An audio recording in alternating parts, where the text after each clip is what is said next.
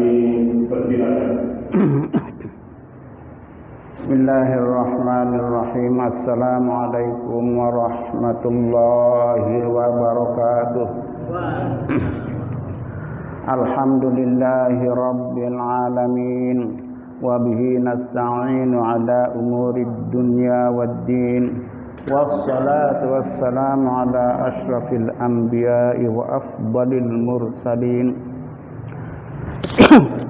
Sayyidina Muhammadin wa ala alihi wa ashabil kirami ajma'in. Amma ba'du, faqala al-musannif rahimahullahu ta'ala wa ada man nafa'a bi'ulumihi fid darain amin ya rabbal alamin. Salatul jama'ati fi adai maktubatin la jum'atin sunnatun muakkadatun wa kharaja bil ada'il qada'u. Na'am, ini ittafaqat maqbuyatul imam wal ma'mumi sunnatul jama'atu wa illa fa khilaful awla wa la tukrah. Ka'adai qada'in khalfa qada'in wa aqsihi wa fardin khalfa naflin wa aqsihi wa tarawiha khalfa witrin wa aqsihi wa bil maktubatil manzurat wan nafilatu fala tusannu fihimal jama'atu wa la tukrah.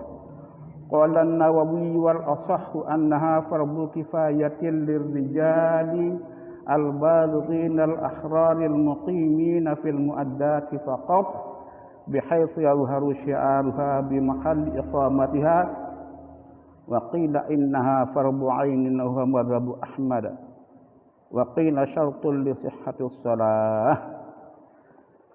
Jamaah rahimakumullah, alhamdulillah kita bisa lanjutkan kajian kita malam ini ya tentang syariat sholat berjamaah yang memang karena banyaknya yang penting untuk kita ketahui mengenai sholat jamaah ini tidak bisa kita tuntaskan dalam waktu beberapa kali pertemuan, beberapa kali kajian lama.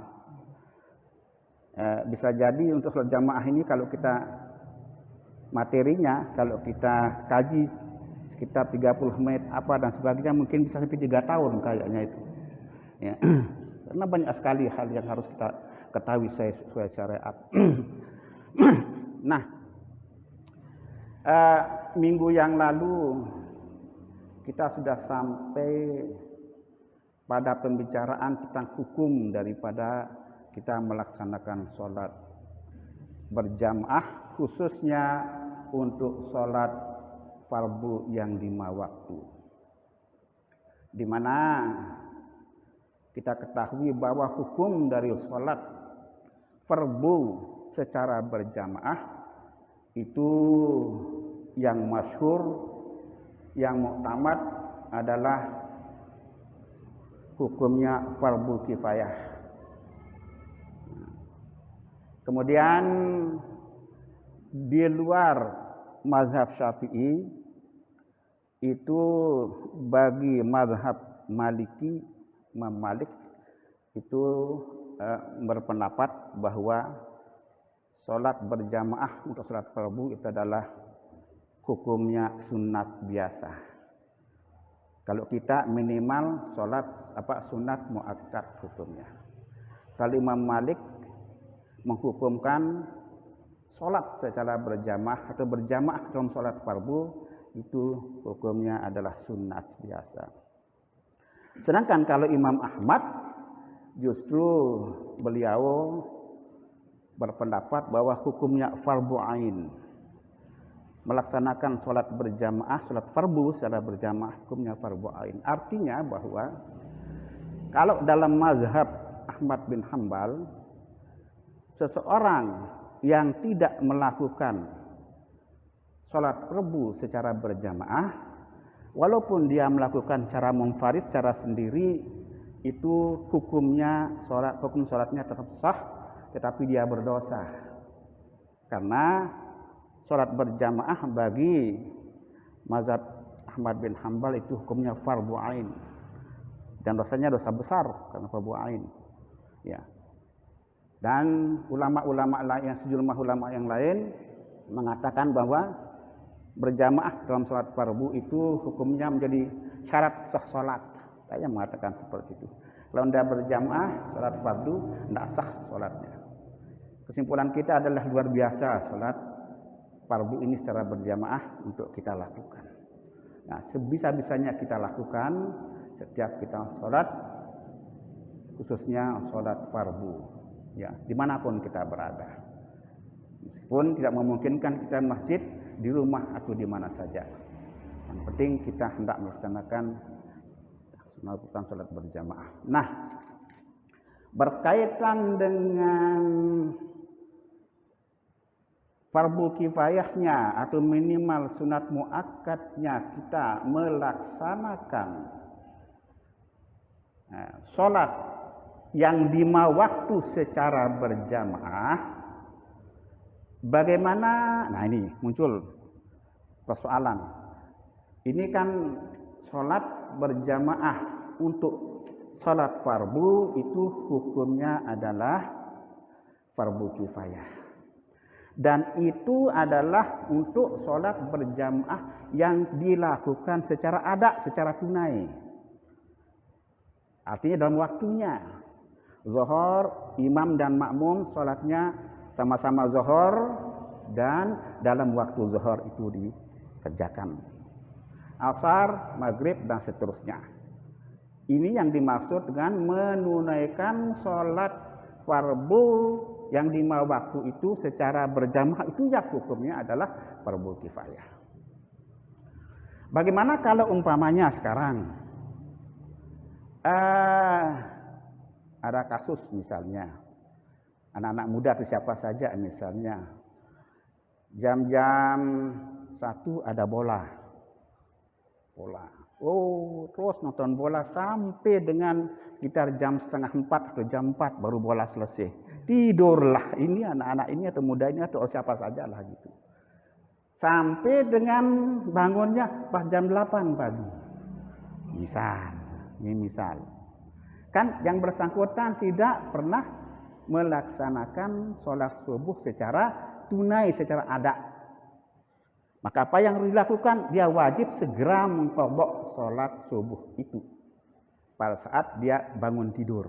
Mulai di sana wajibnya. Persoalannya ialah kalau dia melaksanakan sholat subuh, ya sekarang apa baik untuk dilakukannya secara berjamaah? Sholat qadha subuhnya itu yang tidak bangun sekitar jam 8 pagi itu. Apa baik? Apa hukumnya? Dia orang ini ya kalau dia melaksanakan sholat qadha sholat subuh secara berjamaah. Itu pertanyaannya. Ini dulu. Jadi tadi dikatakan ya hukum daripada melaksanakan sholat secara berjamaah termasuk subuh apa dan sebagainya itu adalah minimal sunat muakkad dan yang dipakai adalah fardu kifayah. Bagaimana kalau umpamanya kasus seperti tadi yang terjadi?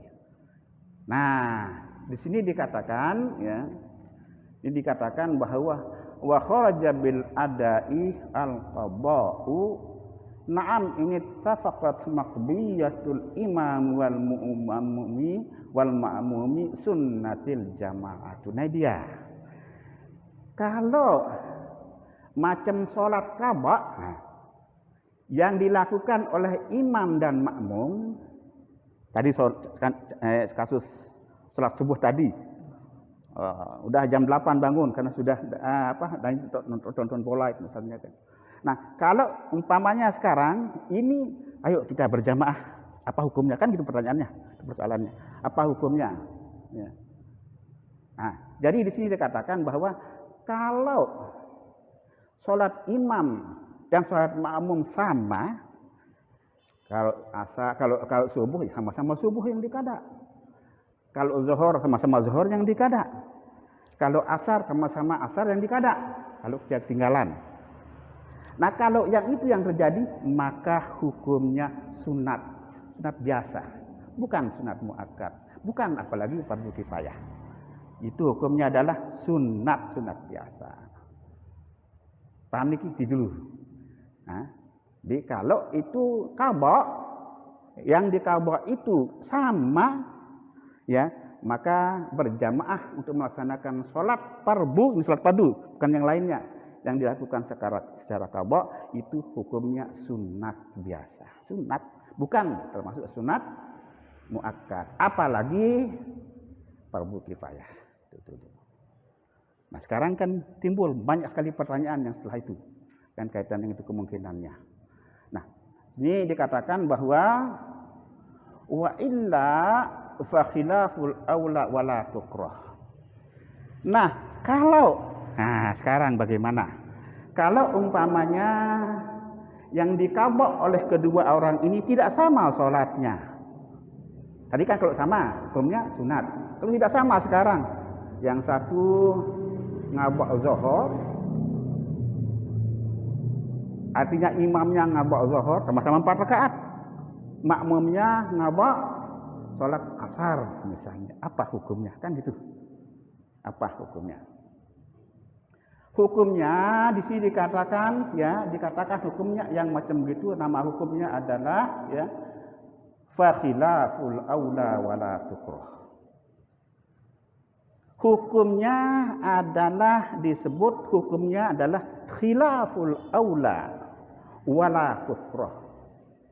Nah, ini agak baru sedikit kayaknya bagi kita yang biasa di pesantren lah gitu. Kalau ustaz kan biasa di pesantren, sangat maklum ini hukum yang ini. Khilaful aula wala tukrah. Ya, itu hukumnya adalah khilaful aula wala tukrah, tetapi tidak dimakruhkan. Apa arti khilaful aula? Khilaful aula itu khilaf artinya berbeda atau berselisihan. Aula dengan yang utama, itu hukumnya. Ini memang ada hukum yang begitu, ada. Dalam kitab-kitab fikih itu ada banyak sekali yang berhukum khilaful aula. Tadi contoh kasus, kalau orang mengqadha salat fardu, salatnya beda, hukumnya adalah khilaful aula. Pertanyaannya sekarang, apa yang dimaksud dengan hukum khilaful aula, kan gitu. Apa yang dimaksud dengan khilaful aula wala tukrah? Khilaf berbeda, berselisihan, al-aula dengan hukum utama, tetapi wala tukrah dan tidak dimakruhkan. Apa maksudnya hukum yang ini? Ya harus kembali sekarang berbicara mengenai hukum syariat. Hukum syarak. Hukum syariat itu ada yang pokok berapa? Pak Haji Jamal masih ingat? Hukum syariat itu udah berapa? 5. Apa itu? Pertama, fardu. Yang kedua, di bawah fardu itu sunat. Di bawah sunat, mubah. Di bawah mubah, makruh. Di bawah makruh, haram. Itu yang pokok. Itu yang pokok itu. Ini wajib kita tahu. Kalau yang ini tidak boleh orang Islam tidak tahu hukum syariat yang 5 yang pokok ini. Wajib hukumnya kita tahu. Nah, sementara yang fardu itu dipecah lagi menjadi fardu ain dan yang kedua fardu kifayah. Jadi susunannya yang paling tinggi adalah yang fardu ain, berikut fardu kifayah. Kemudian setelah fardu ain, kemudian fardu kifayah, yang berikutnya masuk ke hukum syariat yang kedua adalah sunat. Sunat itu dipecah lagi jadi 2, yaitu sunat ghairu muakkad dan sunat muakkad. Itu urut-urutannya. Nah, setelah sunat muakkad baru mubah. Baru mubah. Kalau mubah ini adalah pecahannya. Nah, kemudian turun lagi setelah mubah, itu hukumnya adalah makruh tanzih namanya. Karena makruh ada 2. Makruh tanzih dan makruh tahrim namanya. Ya. Apa bedanya antara makruh tanzih dan makruh tahrim? Makruh tanzih itu larangan. Itu adalah perbuatan yang dilarang untuk kita lakukan, tetapi kalaupun kita langgar, itu tidak sampai kita mendapatkan dosa. Artinya lebih baik kita tidak langgar, tidak langgar. Jangan kita langgar yang makruh itu. Ya, banyak sekali cara antara lain. Misal dalam sholat aja, dalam sholat. Contoh, dalam sholat antara imam dan makmum, ya, yang dianjurkan, yang diutamakan adalah geraknya imam lebih duluan daripada geraknya makmum. Ketika makmum melakukan gerak yang sama dalam ketika berpindah dari satu rukun ke rukun yang lain sama. Allah, kita kayak misalnya dari i'tidal turun ke sujud, sama geraknya ini imam dan makmum, maka itu hukumnya adalah yang tadi itu makruh tanzih. Itu makruh tanzih. Nah, tetapi yang sunat bagaimana? Yang aula bagaimana? Ya, imam itu yang harus duluan bergerak, dan yang afdal imam itu sampai kepada tempat tujuannya baru makmum bergerak, itu yang aula, itu yang sunat. Tapi walaupun misalnya kita bergerak, asalkan gerakannya kita lebih lambat dari imam, imam duluan sujud, artinya kepalanya di dahinya di sini, di tanah gitu, kita belum sampai di sana, masih kita dalam itu hukum sunat. Belum makruh maksudnya. Belum sampai makruh. Tapi kalau kita samaan, itu hukumnya sudah makruh. Itu makruh tanzih. Ya, belum tidak kita berdosa. Nah, tetapi kalau umpamanya imam bergerak, kita bergerak, kita justru yang duluan kening kita di ini, nah itu sudah mencapai haram itu. Sudah tidak boleh pekerjaan haram itu hukumnya. Dia. Jadi dalam sholat ada haram yang kita bisa lakukan, ada yang makruh yang potensi kita lakukan. Nah ini yang harus kita pahami, jangan sampai begitu. Terus lanjut.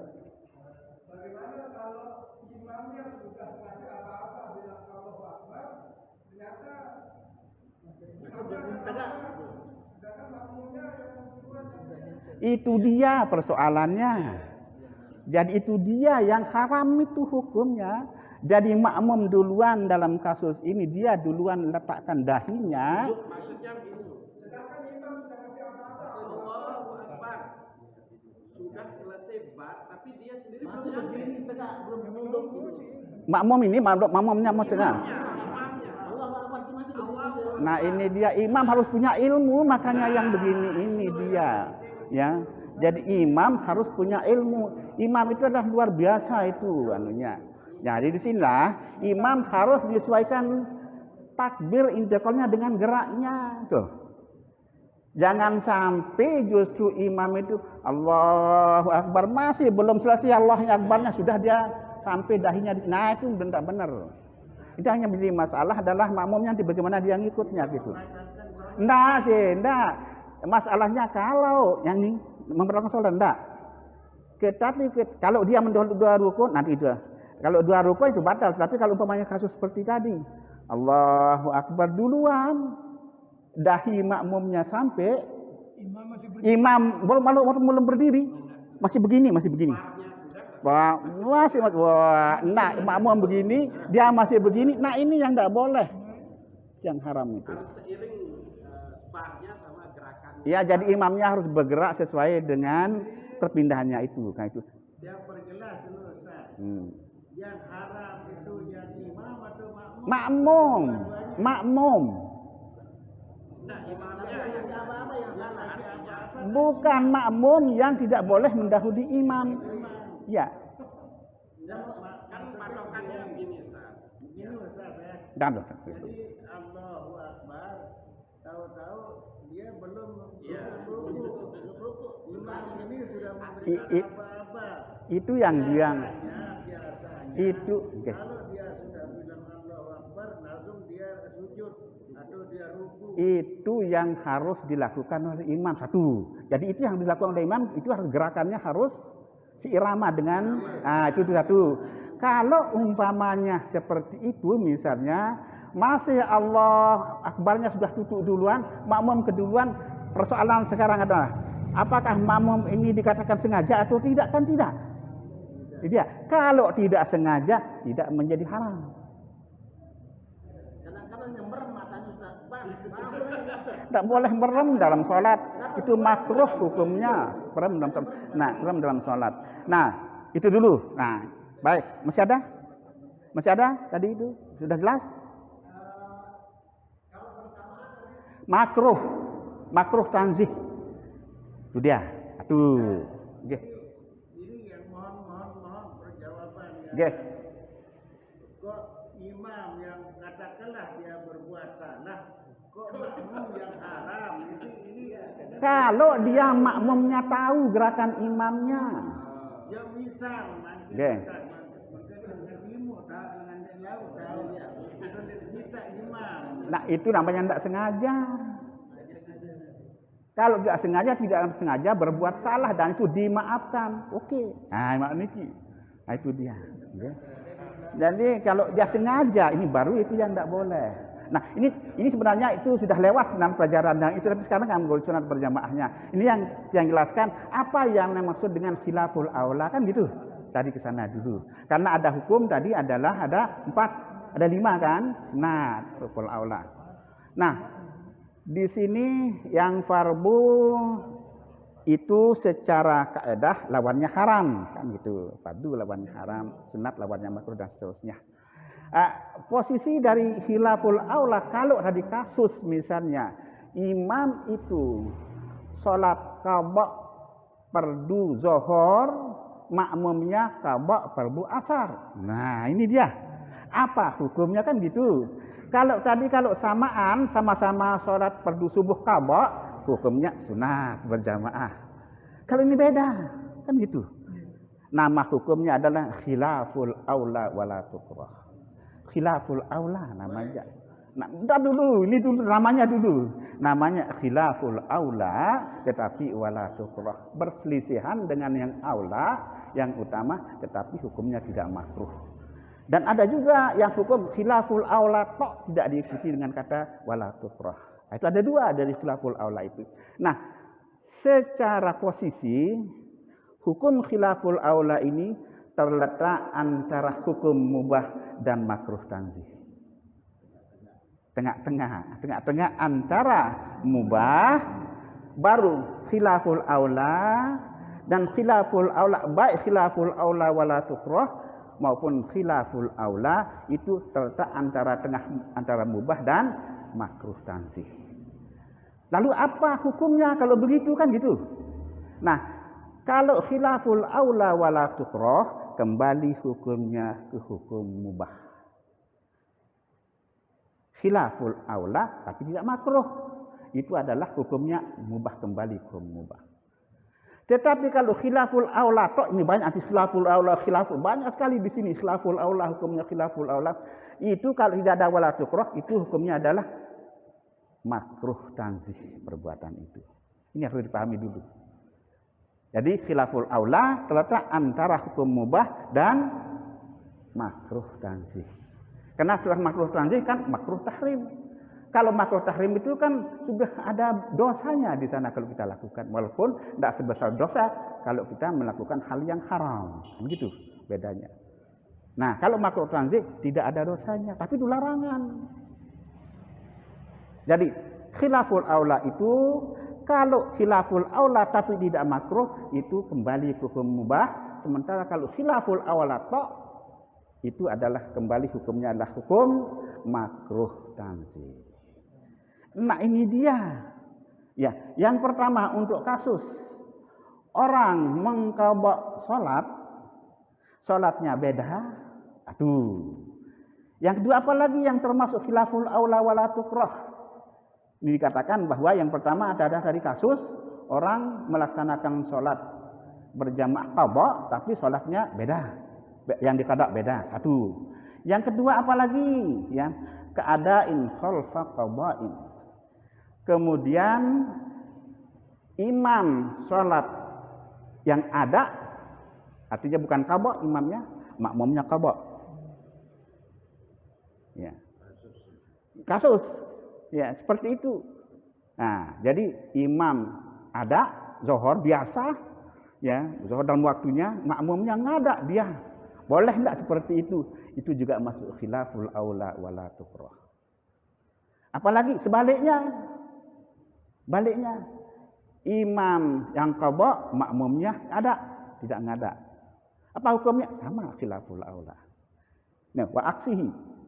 Kemudian apa lagi misalnya, ya, wa fardin khalfa naflin. Ya. Jadi imam salat sunat, makmum salat fardu. Nah, apa hukumnya? Khilaful aula wala tukrah.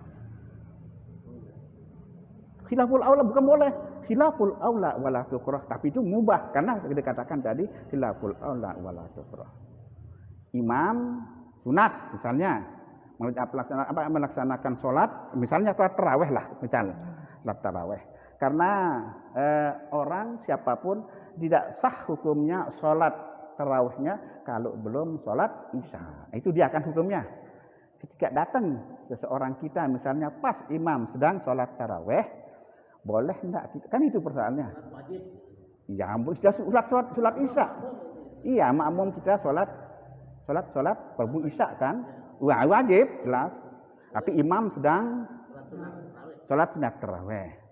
Hukumnya adalah tidak sah sholat taraweh kita kalau kita sebelum sholat fardu isya. Kan gitu. Datang kita belakangan imam atau jamaah sedang sholat taraweh. Kita datang. Nah, kita sekarang mau ikut berjamaah untuk imam yang sedang melaksanakan sholat tarawih sementara kita sholat fardu isya. Apa hukumnya? Khilaful aula wala tukrah. Sebaliknya, atau apalagi di sini dikatakan, nah, atau di belakang imamnya sedang sholat tarawih atau sholat witir, sama saja semuanya itu. Atau sebaliknya. Atau misalnya ada sholat fardu yang bukan sholat yang 5 waktu. Ada enggak kira-kira? Itu wajib hukumnya, wajib ain kita laksanakan, tetapi itu bukan sholat fardu yang 5 waktu. Ada. Itu namanya sholat nazar. Kalau ada yang bernazar, tidak melaksanakan sholat tertentu, misalnya sholat apa saja, ya sholat mutlak, misalnya saya kalau begini, nazar mu'allaq misalnya, saya kalau begini, saya akan melaksanakan sholat 2 rakaat, misalnya kan. Ya, ternyata nyampe lah nazar itu, apa yang diankan dalam nazar itu. Nah, ini sholat yang mau dikerjakan hukumnya apa? Hukumnya wajib ain. Fardu ain itu tidak boleh dilalui, tidak boleh, itu wajib, bukan hanya sunat-sunat wajib ain. Cuman saja di sini ya tidak termasuk yang penting, yang sunat untuk dilakukan secara berjamaah. Itu. Kalau dua orang misalnya sama-sama nazarnya melakukan sholat 2 rakaat merupakan sholat mutlak misalnya, maka ketika misalnya mau melaksanakan sholat, kembali lagi hukumnya khilaful aula wala tukrah. Itu dia. Nah, jadi kemudian yang berikutnya apa lagi? Wan nafilah. Dan ini seringkali terjadi. Dan melaksanakan berjamaah untuk sholat sunat yang tidak disunatkan dilakukan secara berjamaah. Karena ada sholat sunat ada 2. Ada sholat sunat yang sunat dilakukan secara berjamaah. Contoh? Contoh? Sholat hari raya. Sholat ada sebagainya. Tapi ada sholat duha tidak disunatkan untuk dilakukan secara berjamaah. Sholat rawatib tidak. Sholat istikharah tidak. Sholat malam tidak. Tetapi kalau dilakukan apa hukumnya? Khilaful aula wala tukrah. Khilaful aula itu wala tukrah, dan itu kembali hukumnya adalah hukum mubah. Tasbih sama. Karena kan sunat lakukan secara berjamaah. Ya, tasbih, istikharah, salat hajat, salat apa saja. Ya. Nah, itu hukumnya ya, kalau kita lakukan secara berjamaah itu hukumnya khilaful aula wala tukrah, dan itu hukumnya adalah berarti mubah. Ya. Paham ini? Jadi dengan demikian, sholat sunat yang tidak disunatkan untuk dilakukan secara berjamaah, kalau kita lakukan secara berjamaah, nah itu dia. Hukumnya adalah khilaful aula wala tukrah, artinya mubah. Nah, mungkin muncul pertanyaan sekarang. Yuk, kita melaksanakan apa kita dapat kalau mubah? Kan gitu, mungkin ada pertanyaan seperti itu. Yuk kita mubah. Apa yang kita dapat kalau melakukan berjamaah? Kalau itu mubah kan? Kan orang akan bisa saja bertanya seperti itu kan? Bagaimana kita melakukan sholat? Tidak sunat, tidak, makruh, tidak. Itu mubah. Apa yang kita dapat? Kan gitu. Orang mungkin saja bisa bertanya seperti itu. Ya bisa jadi bertanya ngapain kalau seperti itu, kalau secara bahasa kita ya, bahasa ya ngapain kita mau sholat nggak dapat pahala kan, itu artinya ya nggak dapat apa-apa kita, karena itu hukum yang mubah kan, khilaful aula wala tukrah. Nah begini, di dalam pekerjaan perbuatan ibadah itu ada pekerjaan yang memang hukumnya sunat, ada yang makruh, bahkan ada yang wajib untuk kita lakukan. Bahkan ada yang haram seperti tadi kan. Dalam sholat aja ada pekerjaan itu, perbuatan yang kita lakukan. Kaitannya dengan sholat berjamaah, ada pekerjaan sunat yang memang itu akan kita lakukan ketika kita melaksanakan sholat berjamaah. Apa misal? Salah satu yang besar sekali pahalanya, yang aula, yang bagus sekali, yang pahalanya bagus sekali, ya. Yang utama kita lakukan dalam sholat berjamaah, sudah ada hadisnya, sudah saya sampaikan bila hari. Ketika kita sholat berjamaah, yang paling utama adalah makmum mengikuti takbiratul ihram imamnya. Itu merupakan sunat tersendiri yang nilainya luar biasa. Artinya di dalam kita melaksanakan sholat berjamaah itu merupakan bonus, saya katakan bonus sunat, bonus dari pahala berjamaah yang memang sudah dikasih oleh Allah Subhanahu wa taala. Secara praktek sudah dikasih. Itu adalah bonus-bonus, itu orang berbeda-beda. Hanya dengan sholat berjamaah sudah kita dapatkan itu yang kita dapat. Sehingga jangan dikatakan bahwa percuma kalau itu sunat, bagaimana kita melakukan sholat berjamaah sementara itu mubah. Enggak, bukan begitu. Itu. Jadi banyak pekerjaan ikutan yang akan kita lakukan dan bernilai sunat hanya ketika kita melakukan sholat secara berjamaah, bukan hanya itu. Nggih, silakan. Jadi ini waktu masih hidup arwah Tuan Guru Haji Muhtar Majid. Nggih. Dan setiap Jumat dia buka pengajian di Nggih. Jawa Timur. Nggih. Jadi di situ diawali dengan sholat sunat tasbih. Nggih. Niatnya memang sendiri-sendiri, tapi gerakannya bersama-sama menggunakan Ustaz. Tidak sah sih kalau tidak berniat berjamaah. Gerakannya sama, tapi niatnya bukan jadi imam, jadi makmum, tidak ada kaitannya. Yang tidak sah sholat penafiaran, tidak sah berjamaahnya yang tidak sah. Tidak sah dikatakan berjamaah. Ya dikatakan berjamaah gitu. Walaupun ya bersamaan gerakannya. Asalkan dia tidak menggantungkan gerakannya kepada orang lain, kalau itu tidak sah. Kalau umpamanya dia tidak berjamaah, tapi dia gantungkan pergerakannya, kalau orang tidak bergerak, dia tidak bergerak. Nah itu tidak boleh kalau begitu. Kayaknya pengamatan. Nggih. Jadi sepertinya Tuan Guru Muhtar ini yang sepertinya berlaku sebagai imam. Iya. Sebaiknya jadi enggak boleh. Nah itu yang enggak boleh melaksanakan sholat berjamaah tidak pakai niat. Enggak sah sholat berjamaah. Misalnya kita sholat berjamaah, sholat asar, sholat isya aja. Tapi kita tidak berniat untuk mengikat sholat kita dengan imam, enggak sah sholat berjamaah kita. Bukan mubarakah, enggak sah. Tidak sah sholat kita berjamaah, kita katakan diri kita berjamaah, sementara kita tidak niat untuk berjamaah, tetapi kita gantungkan sholat kita dengan sholat orang lain. Diawali bersamaan sama di akhir. tapi mungkin dia berjamaah mungkin. Dia mungkin berjamaah, enggak dia. Lebih baik berniat berjamaah walaupun tidak disunahkan berjamaah. Lebih baik itu dilakukan secara berjamaah pun tidak apa-apa, dan itu adalah kan mubah tadi. Berjamaah saja walaupun misalnya sholat tasbih tadi kan berjamaah saja, tidak apa-apa. Dalam artian ya, walaupun hukumnya mubah tapi banyak nilai-nilai yang sunat yang akan kita peroleh ketika kita melakukan secara berjamaah, yang tidak akan kita dapatkan kalau kita tidak melakukan secara berjamaah. Itu baik kita berjamaah.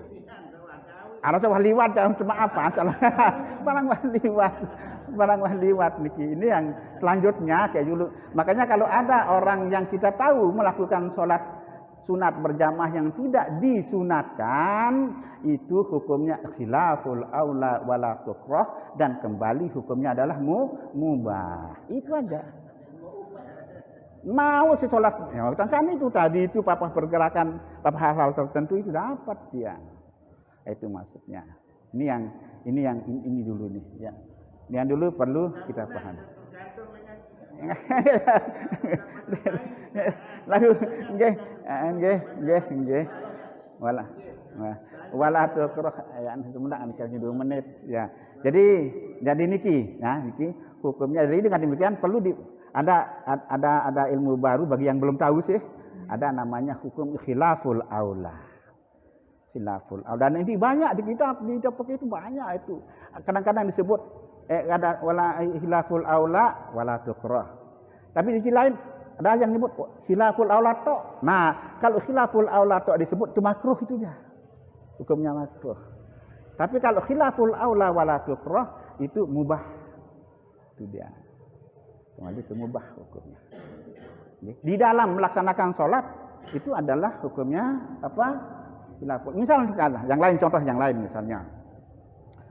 Di dalam kitab niki disebutkan bahwa orang yang melaksanakan sholat kemudian membaca surat pada rakaat pertama dan rakaat kedua, yang utama adalah surat yang pada rakaat pertama itu dalam urutan Al-Quran dia duluan. Itu yang utama. Pada rakaat kedua dia membaca surat yang berada pada urutan Quran pada yang berikutnya, itu yang aula. Kan dulu contoh. Kalau ada orang yang membaca sebaliknya, coba misal alha setelah alha terus wal asri kan, kayak gitu kan. Yang urutan Al-Quran kan alhaakumut takasur kan, yang pada rakaat pertama kan itu. Yang pada rakaat kedua yang aula wal asri kan, urutannya alha dulu dalam Al-Quran terus baru al asri.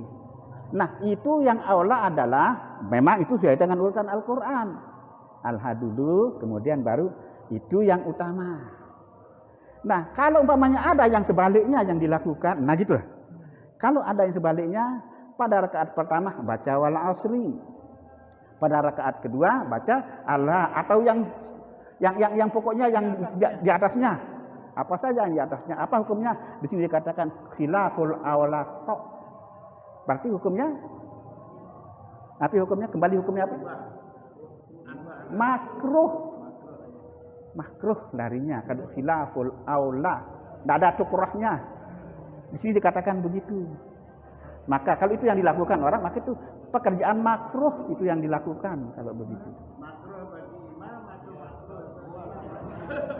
Makruh bagi imam sih yang baca. Itu yang baca. Tetapi kalau imam sudah melakukan hal makruh, kita tanggung semuanya.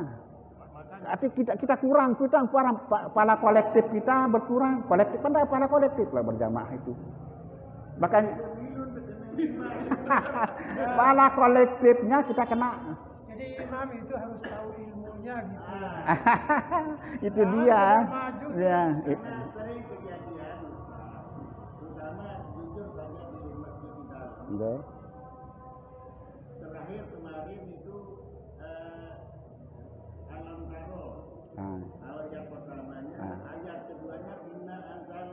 Nah, ini sana kan, nah ini maksudnya, itulah yang dimaksudkan. Apa hukumnya itu? Khilaful aula. Tapi itu adalah khilaful aula yang hukumnya makruh. Nah, yang makruh ini sangat. Saya minta yang begituan, yang kan ibadah kayaknya makruh. Oke, bagus, sudah. Nggih, sampun bagus. Nggih. Nah, tapi ditanya apa kita punya aku kan. Oh niki. Tanya sama ahlinya. Nggih. Enggak perlu sih, saya kan bukan ustaz. Nggih. Jadi apa yang Kita. kira-kira sudah lakukan? Nggih. Baik. Kitabnya yang niki udah niki. Nggih. Niki kitabnya. Niki kitabnya, kalau kitabnya ada boleh tanya. Napian kitabnya. Oh, maaf. Nggih. Nggih. Ya anak talibin, nggih. Ya ini namanya. Ini adalah kitab paling populer di antara kitab-kitab yang ada di pesantren. Sangat populer. Nggih. Makruh begitu. Nah, kalau kita tahu hukumnya makruh. Enggak usah kerjakan lagi. Sebaiknya setelah selesai sholat itu kita harus ulang supaya Enggak sampai. Enggak. apa kan? Bukan, dalam hal yang itu. Dalam ayat itu aja. Dalam hal yang itu toh. Mbak, itu makruh hukumnya ketika kita melakukan hal seperti itu gitu. Enggak, yang itu doang. Nah, dan itu dari sisi pahala mempengaruhi total kolektif. Makanya itulah imam itu harus punya ilmu fikih yang bukan. Itu yang namanya. Nggih. Kita musyawarah. Dia pernah tegur sampai dia bawakan Quran. Nggih. Surat Al-Imran. Nggih. Dia agak tahu. Nggih. Kenapa di dalam Al-Quran itu salah satu ayatnya dia bilang di situ wallahu azizun dzul-intiqam. Nggih. Nah, dia imam ini menurut pendengar dari makmum hanya sekali zoomnya. Oh. Iya. Sini. Sini. Kira-kira makruh mubah apa?